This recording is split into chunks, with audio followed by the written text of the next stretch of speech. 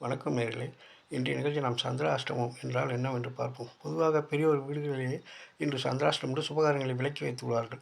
புது வீடு வாங்குவது, பத்திரம் பதிவது, திருமணச் சடங்குகள், குடுக்கல் வாங்கல் இது போன்ற நிகழ்ச்சிகளை நிப்பாட்டி விடுவார்கள். காரணம் என்னவென்று உங்களுக்கு தெரியுமா?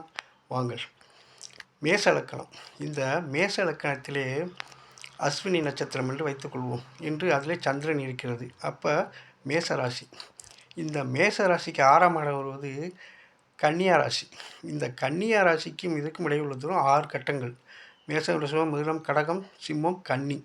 அப்போ இது 6ஆம் இடமாக வருகிறது. இது ருணரோகஸ்தானத்தை குறிக்கிறது. சரி, இந்த கன்னியா லக்கணத்திலிருந்து மேச லக்கணம் இடதுபுறமாக என்ன? கன்னியா, துலாம், விருச்சிகம், தனுசு, மகரம், கும்பம், மீனம், மேசம். இது 8ஆக வருகிறது. அப்போ இது 8 தீராத வியாதி, தீராத கடன்.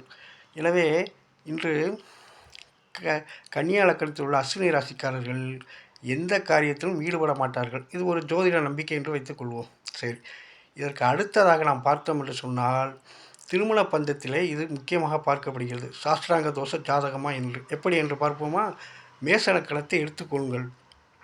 ஆணுக்கு மேச லக்கணம், பெண்ணுக்கு கன்னியா லக்கணம் என்றால் 6ஆம் இடமாக வருகிறது. எனவே 6க்கு 8 இது ருணலோக கடன் பிரச்சனை சென்று முடிந்துவிடும்.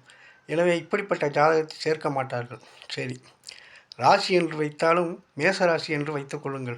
இந்த மேச ராசிக்கு கன்னியா ராசி 6ஆம் இடம், கன்னியா ராசிக்கு மேச ராசி 8ஆம் இடம், இதையும் சேர்க்க மாட்டார்கள். எனவே லக்கணம் எது வேண்டுமானாலும் இருக்கலாம், ராசி எது வேண்டாலும் இருக்கும். அது 6க்கு 8ஆக அமைந்து விடக்கூடாது. ஒருவேளை 6க்கு 8ஆக அமைந்தால் அதை நாம் சமணம் செய்துவிட வேண்டும். சாஸ்திராங்க தோஷம் உள்ள ஜாதகத்திற்கு சாஸ்திராங்க தோஷத்தை நாம் சேர்க்க வேண்டும். பொதுவாக இந்த சந்திராஷ்டம் என்பது எதை குறிப்பது என்றால் 6ஆம் இடம் சஷ்டி, முருகப்பெருமான் சஷ்டி. 8ஆம் இடம் அஷ்டம், இது அஷ்டலட்சுமி 8ஐ குறிக்கிறது. இந்த 6, 8 என்னென்னா தீராத வியாதி, கடன் இவைகளை சேர்க்கிறது. இந்த 6, 8 சேர்ந்தால் மிகப்பெரிய ஒரு வம்பு வழக்கை உண்டு பண்ணி விட்டுரும். அது சீக்கிரம் தீராது. இது இழுத்துக்கிட்டே போகும்போது ஒரு ஜோதிட நம்பிக்கை. எனவே திருமண பந்தங்கள் பார்க்கும்போது ஜோதிடம் சேர்ந்து இந்த மாதிரி பிரச்சனைகளை நீங்கள் சரி பண்ணிக்கணும். 6க்கு 8 ஜாதகம் இருந்தால் அதே மாதிரி அவங்க சேர்க்க சொல்லுவாங்க. அந்த மாதிரி நீங்கள் பண்ணலாம். இதெல்லாம் ஒரு ஜோதிட அடிப்படையான நம்பிக்கைகள். பெரும்பாலும் இன்றளவும் இந்த சந்திராஷ்டமம் என்றாலே பெரியவர்கள்லாம் கடைபிடிக்கிறாங்க. அன்றைக்கி எதுவுமே செய்ய மாட்டாங்க. சாப்பாடு கூட அளவாக சாப்பிடுவாங்க. ஏன்னா அந்த ராசிக்காரர்கள் செரிக்காது அப்படின்னு சில நம்பிக்கைகள்லாம் வச்சுருப்பாங்க.